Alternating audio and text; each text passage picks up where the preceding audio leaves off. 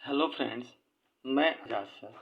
आपका अपना YouTube channel mentor study point में स्वागत है। जैसा कि दोस्तों आप जानते हैं कि मैं आप लोगों को आपके अपने YouTube channel mentor study point के माध्यम से ऑनलाइन क्लास देता हूं और साथ ही साथ करंट अफेयर के क्वेश्चंस भी आपको मैं प्रतिदिन प्रोवाइड कराते रहता हूं। दोस्तों, इसी के अंतर्गत आज मैं आप लोगों को मौर्य काल के 25 क्वेश्चन बताने जा रहा हूँ। कुछ जो ऑनलाइन क्लास आज चल रही थी उसमें कुछ डिस्टरबेंस हो गई थी, जिसके वजह से हमने वो वीडियो डिलीट कर दिया है और उसके बाद अब मैं ऑन रिकॉर्डिंग इस वीडियो को बना रहा हूँ और इसके माध्यम से आपको वो 25 क्वेश्चन पहुँचाने का प्रयास कर रहा हूँ। मौर्य काल का आज दूसरा पार्ट होगा। दोस्तों, जो भी लोग वीडियो से जुड़ रहे हों, चैनल से जुड़े हैं, पहली बार जुड़े हैं, प्लीज़ चैनल को सब्सक्राइब कर दीजिए और अपने दोस्तों के बीच में ज़्यादा से ज़्यादा शेयर करने का प्रयास कीजिए। तो दोस्तों, चलिए हम अपने पहले क्वेश्चन की तरफ बढ़ते हैं और बात करते हैं कि मौर्य काल से रिलेटेड जो हम आज पार्ट 2 कराने जा रहे हैं उसमें कौन कौन से क्वेश्चन हैं और कौन से क्वेश्चन इम्पोर्टेंट है। ठीक है दोस्तों, चलिए आज हम बात करते हैं। क्वेश्चन नंबर पहला है कि किस स्थान के निकट प्रसिद्ध कलिंग का युद्ध लड़ा गया था। क्वेश्चन क्या कह रहा है दोस्तों? क्वेश्चन कह रहा है कि किस स्थान के निकट प्रसिद्ध कलिंग का युद्ध लड़ा गया था। तो दोस्तों ऑप्शन है इसका, option A Udayagiri, option B Balasore, option C Dhauli और ऑप्शन डी बाराबंकी। तो दोस्तों इसका आंसर हो जाएगा सी धौली, क्योंकि दोस्तों धौली उड़ीसा में पड़ता है और कलिंग को ही उड़ीसा के नाम से वर्तमान में जाना जाता है। तो इसका आंसर हो जाएगा दोस्तों ऑप्शन नंबर सी। चलिए दोस्तों आगे हम लोग, बहुत ही महत्वपूर्ण क्वेश्चन है जो एनसीईआरटी के बेस हैं। अगला क्वेश्चन दोस्तों हम लोग बात करते हैं। अगला क्वेश्चन है कि चाणक्य को और अन्य किस नाम से जाना जाता है। यानी चाणक्य को 3 नामों से जानता था, एक तो चाणक्य ही है और 2 अन्य नाम और भी थे जिस नाम से उन्हें पुकारा जाता था। तो ए श्रीगुप्त के नाम से, ऑप्शन बी समुद्रगुप्त के नाम से, ऑप्शन सी चंद्रगुप्त के नाम से और ऑप्शन डी विष्णुगुप्त के नाम से। तो दोस्तों चाणक्य को अन्य नामों से जानने वाले जो व्यक्ति थे उसको हम लोग विष्णुगुप्त के नाम से जानते हैं। किसके नाम से जानते हैं? विष्णुगुप्त का। और एक और नाम चाणक्य का था जिसे हम लोग कौटिल्य कहते थे। यानी चाणक्य का 3 नाम, एक चाणक्य, दूसरा कौटिल्य और तीसरा विष्णुगुप्त था। चलिए दोस्तों आगे बात करते हैं। अगला क्वेश्चन है दोस्तों, क्वेश्चन नंबर 3 कह रहा है कि कलिंग युद्ध की विजय तथा क्षत्रियों का वर्णन अशोक के किस शिलालेख में मिलता है। यानी अशोक ने कलिंग पर विजय प्राप्त किया था, इसकी जानकारी दोस्तों हमें किस अभिलेख से मिलती है। तो ऑप्शन नंबर ए पहला शिलालेख, दूसरा शिलालेख, 12वां शिलालेख और 13वां शिलालेख। तो दोस्तों इसका आंसर हो जाएगा क्वेश्चन नंबर डी 13वें शिलालेख से इसके बारे में, कलिंग के युद्ध के बारे में जानकारी हमें प्राप्त होती है। दोस्तों भारत में अशोक अभिलेख लिखवाने वाला पहला व्यक्ति था जो इराक के शासक डेरियस प्रथम से इसका ज्ञान प्राप्त किया था। ये चर्चा भी दोस्तों हमने पहले कर रखा है। और कलिंग पर चूंकि 261 ईसा पूर्व में उसने आक्रमण किया था, तो दोस्तों उसी के बारे में वो बताता है अपने 13वें शिलालेख में। अगला दोस्तों क्वेश्चन है, चलिए अगले क्वेश्चन की तरफ हम लोग बात करते हैं। चंद्रगुप्त मौर्य ने अपना अंतिम दिन कहाँ गुजारा था। यानी अपने अंतिम अवस्था में, अंतिम दिन में चंद्रगुप्त मौर्य कहाँ चला गया था। क्या पाटलिपुत्र में था? Option A, option B Shravanabelagola, option C Kashi और ऑप्शन डी उज्जैन। कहाँ पर था? तो दोस्तों इसका आंसर हो जाएगा स्वर्णबेलगोला। अपना अंतिम समय कहाँ गुजारा था? स्वर्णबेलगोला में गुजारा था। दोस्तों स्वर्णबेलगोला जो है वर्तमान में कर्नाटक में पड़ता है। चलिए आगे बात करते हैं दोस्तों। अगला क्वेश्चन है कि चंद्रगुप्त के शासन विस्तार में किसने महत्वपूर्ण भूमिका निभाई थी या उसका मदद किया था। यानी चंद्रगुप्त जब अपने साम्राज्य का विस्तार कर रहा था तो उसका मदद करने वाला व्यक्ति कौन था? Option A Suddhodana, option B Umagupta, option C Chanakya और ऑप्शन डी शुद्रक। तो दोस्तों इसका आंसर हो जाएगा ऑप्शन डी चाणक्य।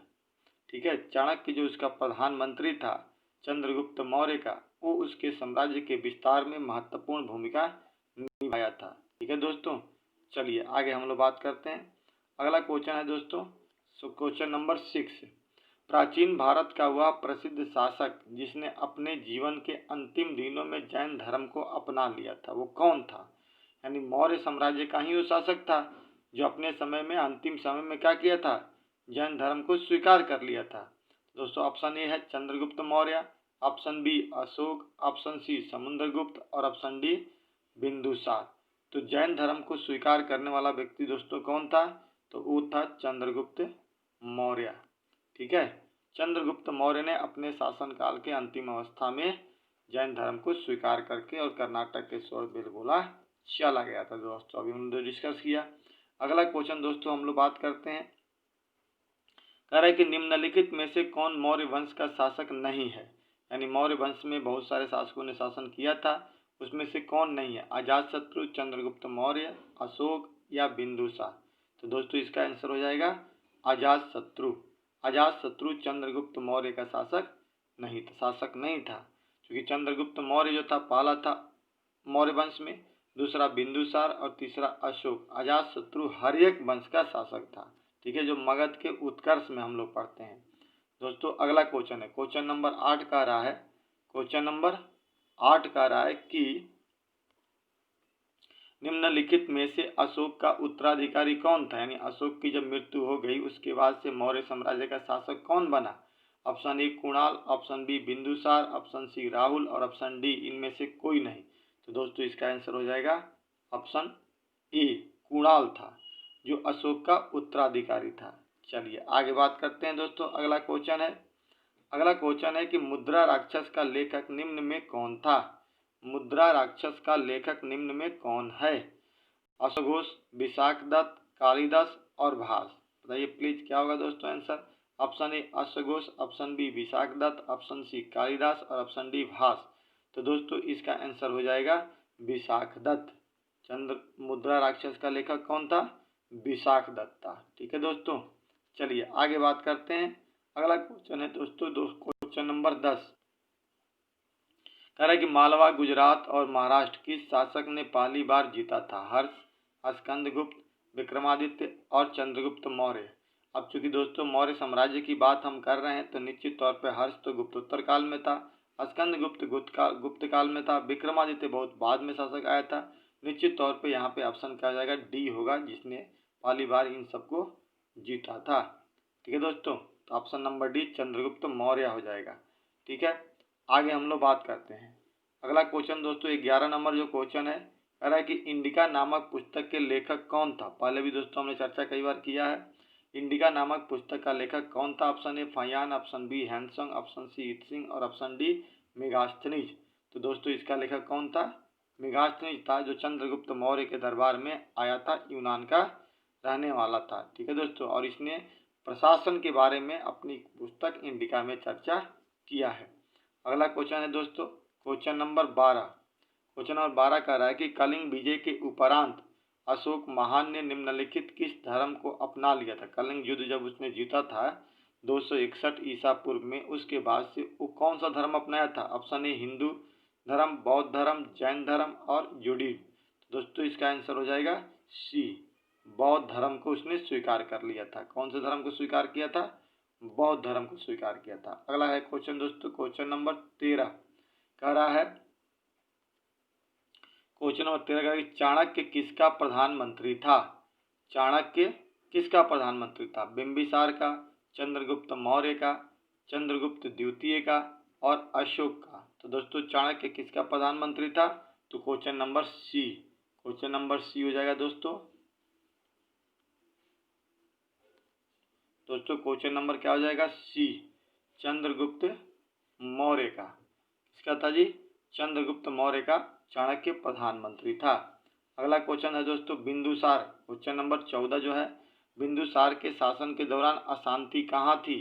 मतलब कहाँ पे विद्रोह हुआ था? उज्जैन में, स्वर्णगिरी में, तक्षशिला में या वैशाली में? तो दोस्तों बिंदुसार के समय में विद्रोह जो हुआ था वो तक्षशिला में हुआ था, और इसी विद्रोह को दबाने के लिए उन्होंने अशोक को भेजा था, जो इससे पहले अशोक जो था वो उज्जैन का क्या था? उज्जैन का उपराज्यपाल था और भेजने के बाद जब वहाँ पे शांतिपूर्वक दबा दिया तो उसे वहाँ का भी उपराज्यपाल नियुक्त कर दिया गया। इसलिए क्वेश्चन पूछा जाता है दोस्तों कई बार कि अशोक शासक बनने से पहले कहाँ का उपराज्यपाल रह चुका था, तो उज्जैन और तक्षशिला का रह चुका था। अगला है दोस्तों क्वेश्चन आपके सामने, अर्थशास्त्र की रचना किसने की थी? Option A Kautilya, option B Pushyamitra, option C Dhanananda और ऑप्शन डी बिंबिसार। दोस्तों इसका आंसर हो जाएगा ई कौटिल्य। अर्थशास्त्र की रचना किसने की थी? कौटिल्य ने की थी। आगे बात करते हैं हम लोग क्वेश्चन नंबर 16, सारनाथ में किस सम्राट का स्तंभ स्थित है? दोस्तों Ashoka, option B Akbar, option C Shahjahan और ऑप्शन डी शेरशाह। दोस्तों इसका आंसर हो जाएगा ऑप्शन ई। क्या हो जाएगा दोस्तों? ऑप्शन ई हो जाएगा इसका आंसर क्या हो जाएगा दोस्तों? ऑप्शन नंबर ई हो जाएगा कि अशोक। चलिए आगे बात करते हैं दोस्तों, हम लोग अगला क्वेश्चन की बात कर रहे हैं। क्वेश्चन नंबर 17 कह रहा है कि क्वेश्चन नंबर 17 की तरफ हम लोग आगे बढ़ते हैं। धम्म महामात्र की नियुक्ति करने वाला प्रथम मौर्य शासक कौन था? यानी धर्म के प्रचार करने के लिए धम्म मात्र की नियुक्ति की गई थी। इसकी नियुक्ति करने वाला कौन था? Option A Ashoka, option B Bindusara, option C Chandragupta Maurya और option D Brihadratha. Question answer हो जाएगा दोस्तों इसका ई अशोक था। अगला क्वेश्चन है दोस्तों, चंद्रगुप्त मौर्य का राज्याभिषेक किस वर्ष हुआ था? बहुत अच्छा क्वेश्चन है दोस्तों। चंद्रगुप्त मौर्य का राज्याभिषेक किस वर्ष हुआ था? तो दोस्तों याद रखना 221 ईसा पूर्व, 322 ईसा पूर्व, 223 ईसा पूर्व और 324 ईसा पूर्व। दोस्तों इसका आंसर हो जाएगा 322 ईसा पूर्व। ठीक है, चलिए आगे बात करते हैं दोस्तों हम लोग। अगला क्वेश्चन है क्वेश्चन नंबर 19। क्वेश्चन नंबर 19 कह रहा है कि भारत का इतिहास लिखने वाला प्रथम विदेशी इतिहासकार कौन था? इसका option A Megasthenes, option B Antiochus, option C Faxian, option D James Prinsep. Bharat का पहला विदेशी इतिहासकार जो लिखने वाला था वो था मेगास्थनीज। ऑप्शन नंबर ई हो जाएगा दोस्तों। चलिए आगे बात करते हैं दोस्तों हम लोग। 20 नंबर क्वेश्चन, किसने पाटलिपुत्र को पोलीब्रोथा के नाम से पुकारा था? किसने पाटलिपुत्र को पोलीब्रोथा के नाम से पुकारा था? मेगास्थनीज, फायान, चाणक्य या वाचस्पतिगौरा।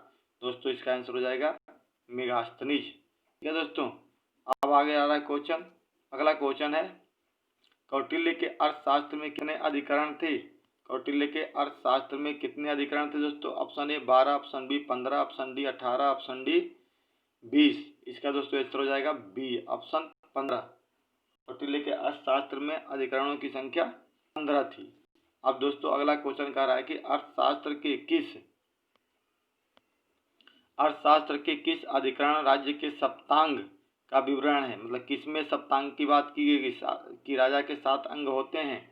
तीसरे में, पांचवें में, छठे में और 10वीं में। दोस्तों इसका आंसर हो जाएगा सी छठे में। ठीक है दोस्तों, अगला कर रहे हैं क्वेश्चन नंबर हम 23 की बात कर रहे हैं। क्वेश्चन नंबर 23 से बड़ा ही इंपॉर्टेंट क्वेश्चन है दोस्तों। कह रहा है कि अशोक का राज्याभिषेक किस वर्ष हुआ था? ऑप्शन ए 267 ईसा पूर्व, ऑप्शन बी 269 ईसा पूर्व, ऑप्शन सी 271 ईसा पूर्व और ऑप्शन डी 275 ईसा पूर्व। तो दोस्तों इसका आंसर हो जाएगा 269 ईसा पूर्व। इसका राज्याभिषेक हुआ था, ऑप्शन नंबर बी। आगे दोस्तों क्वेश्चन 24 नंबर क्वेश्चन है दोस्तों। अगला बात करते हैं, मौर्य वंश का अंतिम शासक कौन था जिसकी हत्या पुष्यमित्र शुंग ने कर दी थी? Option A Brihadratha, option B Bindusara, option C Devagupta और ऑप्शन डी चंद्रगुप्त द्वितीय। दोस्तों इसका आंसर हो जाएगा ऑप्शन नंबर ए बृहदत्त। ठीक है दोस्तों, चलिए आगे हम बात करते हैं। लास्ट क्वेश्चन है हमारा। ठीक है, 25 नंबर क्वेश्चन कह रहा है कि मौर्य शासकों की राष्ट्रीय भाषा कौन सी थी? ग्रीक, अरमाइक, प्राकृत, उपरोक्त सभी। तो दोस्तों इसका आंसर हो जाएगा प्राकृत। मौर्य शासकों की राष्ट्रीय भाषा क्या थी? प्राकृत थी। तो दोस्तों इस प्रकार हमने आपको आज 25 क्वेश्चन कराया आपके अपने YouTube चैनल के माध्यम से। और इसी के माध्यम से दोस्तों मैं आपको एक संदेश भी देना चाहता हूं कि आज ही के दिन 2 अक्टूबर 1869 ईस्वी को महात्मा गांधी का जन्म हुआ था, जिनके नाम पे आज हम 2 अक्टूबर गांधी जयंती मनाते हैं। और इसी दिन एक और सख्त की व्यक्ति की जन्म हुई थी जिन्हें हम लाल बहादुर शास्त्री कहते हैं। दोनों ही महान पुरुष थे और इन दोनों व्यक्तियों का भारत के निर्माण में या भारत की आज़ादी में बहुत ही बड़ा योगदान रहा है दोस्तों। तो हम इन्हें सत सत नमन करते हैं और इन्हीं के साथ इनकी जयंती की शुभकामनाएं भी आपके अपने YouTube channel mentor study point के माध्यम से हम देने का प्रयास करते हैं दोस्तों। सुबह में थोड़ी मिस्टेक हो गई थी। कल हम लोग फिर मिलते हैं अगले वीडियो में 1 बजे। इसी का पार्ट 3 होगा। अभी तक हमने चंद्रगुप्त मौर्य से 1-2 का पार्ट कर लिया है। पार्ट 3 में कुछ क्वेश्चन और लेकर के आते हैं और मिलते हैं। इसी के साथ ही दोस्तों वीडियो को एंड करते हैं। जय हिंद।